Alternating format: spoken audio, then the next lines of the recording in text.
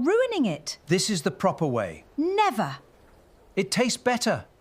You think that little triangular pastry at the coffee shop is just a dry, crumbly cousin of your grandma's biscuits. Think again. That scone sitting on your plate has a backstory wilder than most royal scandals. It starts with Scottish farmers cooking flat cakes on hot stones, picks up a possible link to the very rock where kings were crowned, travels through Dutch bakeries and Viking-raided monasteries, and ends in a polite but deadly serious fight between two English counties over the proper order of jam and cream. By the time we're done, you might never look at one the same way again, and if you've ever wondered why some people say scone while others insist on scone, Ruining it. This is the proper way. Never. It tastes better. stick around because that argument alone has started more family dinners than you'd believe. Let's go back more than 500 years. Picture Scotland in the early 1500s. No fancy ovens in most homes. People cooked on a flat iron griddle, what they called a girdle, hung over the fire or set on the hearth. Oats were the everyday grain, cheap and hearty in the cold climate. Someone mixed oatmeal with a little water or buttermilk, patted the dough around, cut it into wedges, and set it on the hot surface. Those wedges were the first scones. Thick, dense, a little chewy, meant to fill a belly after a long day outdoors. They weren't delicate. They weren't sweet. They were food that worked. The first time anyone wrote the word down was in 1513. A Scottish poet named Gavin Douglas was translating Virgil's Aeneid into Scots, and right there in the text he mentioned flour skinnies. That's our earliest solid proof. The cakes had already been around long enough that people knew exactly what he meant. Some linguists say the name comes from the Scottish Gaelic scone, meaning a large lump or a mouthful. Others point to middle, Dutch scone brood, fine bread, or a Low German word for the same idea. There's even a popular story that ties the name to the town of Scone near Perth, home of the Stone of Destiny, the slab of sandstone where Scottish kings sat to be crowned for centuries. Edward I of England stole that stone in 1296 and hauled it down to Westminster Abbey. Legend loves a good connection, so plenty of people still claim the pastry took its name from the place of kings. Historians mostly shake their heads at that one, but you have to admit it makes a great story around the table. Those early scones stayed close to the griddle for a long time. They were cousins of the bannock, that big oat cake the Highlanders lived on. Sometimes the batter was thinner and you dropped spoonfuls onto the hot iron. Those became what we still call drop scones or Scotch pancakes. Other times, the dough was stiffer and cut into triangles. Either way, you ate them warm, maybe with a smear of butter if you were lucky, or just plain if times were hard. Yeast wasn't involved. These were quick breads, raised a little by the natural acids in buttermilk or by the simple act of cooking. Chemical leaveners like baking soda didn't show up in ordinary kitchens until the late 1700s and early 1800s. Once they did, everything changed.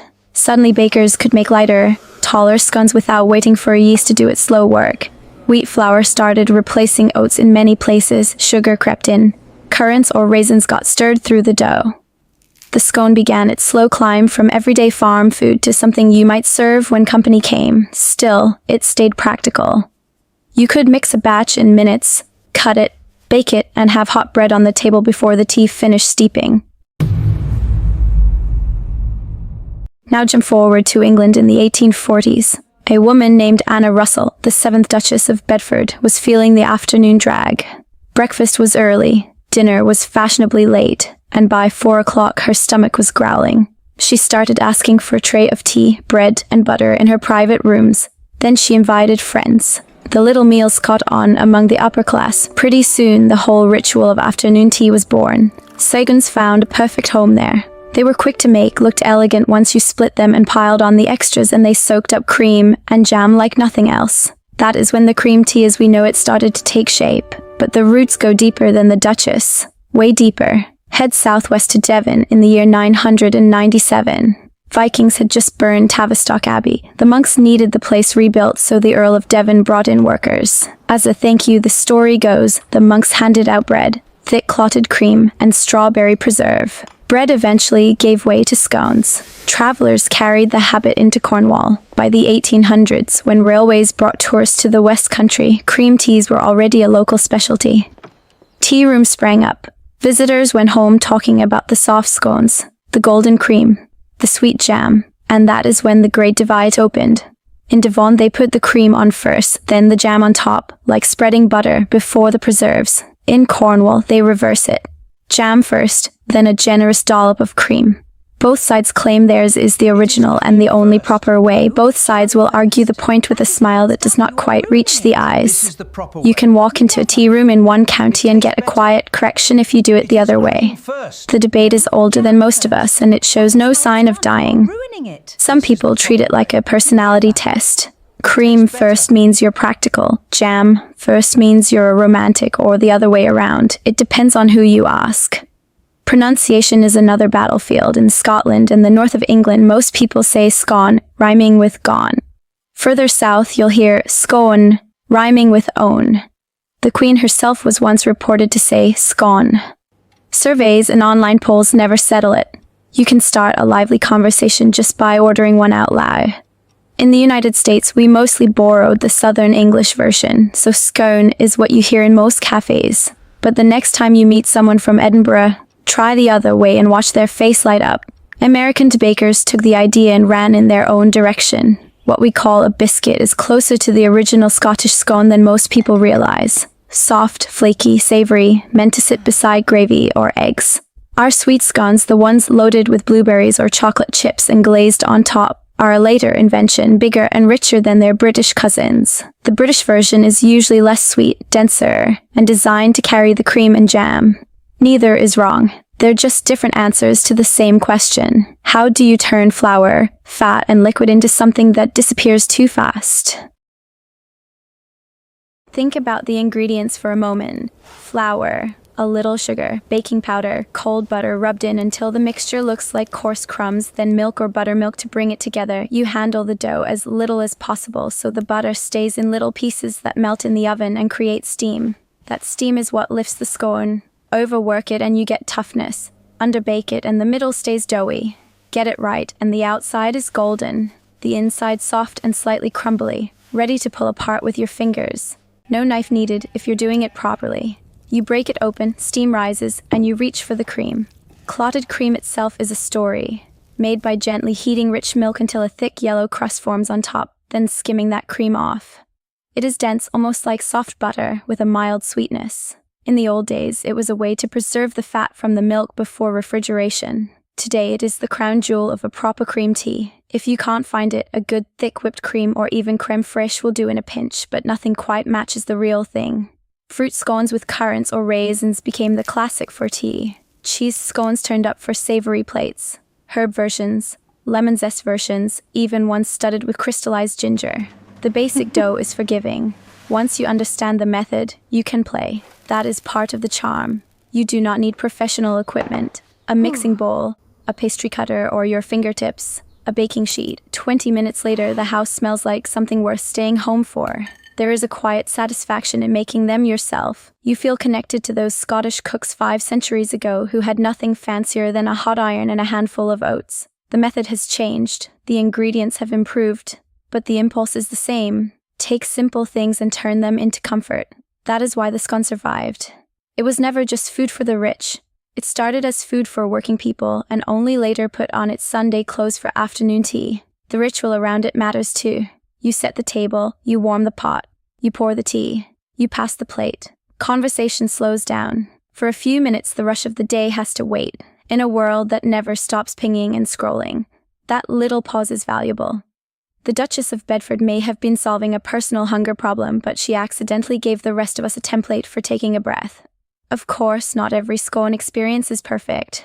We have all met the dry ones that taste like sweetened cardboard. Those usually come from overbaking or from dough that sat too long. A good scone should still have a little give in the middle. It should not shatter when you bite it. If yours does, the baker probably treated it like a cookie instead of a quick bread. Fresh is best.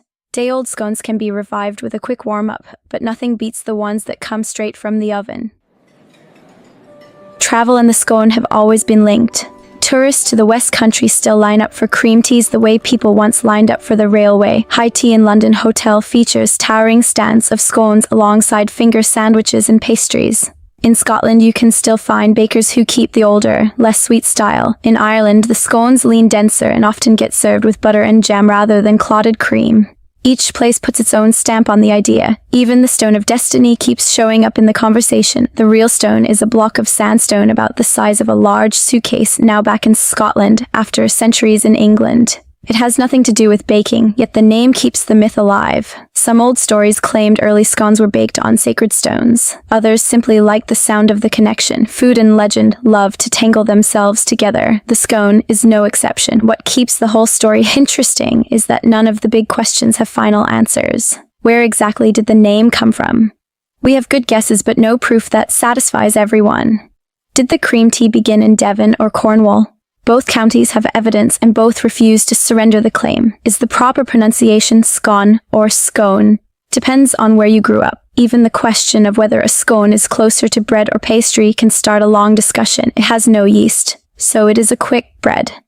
The fat content and tender crumb make it feel like pastry. The truth sits somewhere in the middle, which is exactly where the best food usually lives. You can taste that middle ground every time you break one open. The slight sweetness, the soft crumb, the way it carries whatever you put on it without falling apart. That balance did not happen by accident. Generations of bakers adjusted the recipe until it felt right. The chemical leaveners arrived at just the right moment in history. The railways brought the tourists who spread the habit. The Duchess gave it social polish. Ordinary people kept making them because they were easy and good. Next time you see a scone on a menu, you will know a little more about the road it traveled. From the girdle over a Scottish fire to the silver tray in a London hotel. From oatcakes that fed farmers to the centerpiece of a cream tea that still sparks friendly arguments. You might even decide which side of the jam and cream debate you land on, or you might try both and refuse to choose. That is allowed too. The real gift of the scone is how ordinary it remains. You do not need a special occasion. You can mix a batch on a random Tuesday. Put the kettle on and give yourself 20 minutes of quiet. Break one open while it is still warm. Add whatever makes you happy. Sit for a moment. That small act reaches all the way back to people who never imagined the world you live in, yet somehow ended up sharing the same simple pleasure. So here is what I want you to do.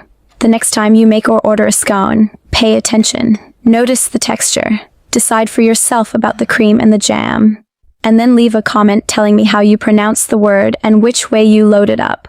I read every one of those. If this story made you want to dig a little deeper into the food on your plate, hit subscribe so you do not miss the next one. There is always another ordinary thing with an extraordinary past waiting to be told. Now go put the kettle on. You have earned it.